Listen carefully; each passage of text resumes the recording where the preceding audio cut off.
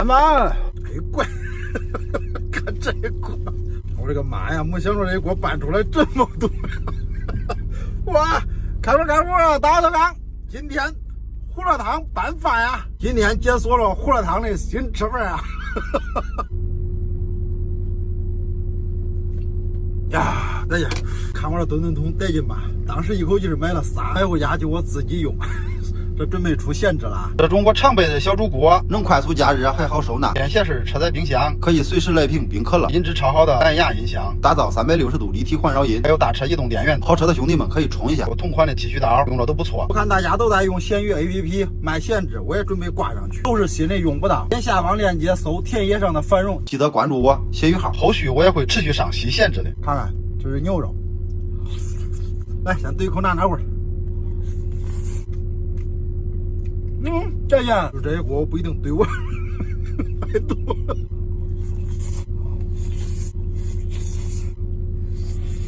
那时候俺这烧烟炕的多，没事当中俺那机子用个泥一和把机子一包，搁到那烟炕里边当着这种叫花鸡来烤。我突发奇想，弄个泥葫芦鸡蛋也搁火头烧。今天胡辣汤我是专门要对着稠一点啊，因为我感觉拌出来好吃。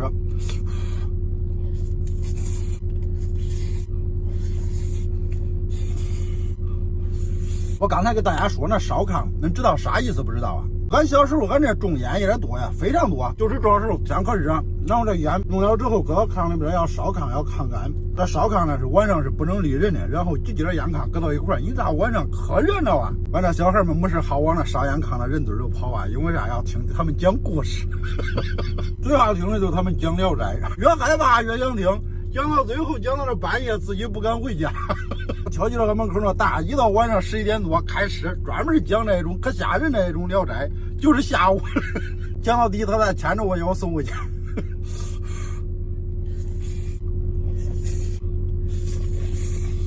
你别看他看上不好看，主要真带人。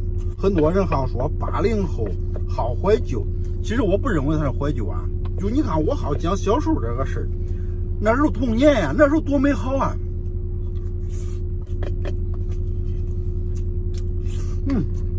真是，俺小时候搁到农村，童年是真好玩。爬到树上，掰根树枝一取啊，都管当枪，就打个仗，往那沟里一拱，突突突突突突突突。一眨眼可30-40岁了，上老下小，每天8名妻子都在想很多。好，不喷了，就到这儿，下期见，拜拜。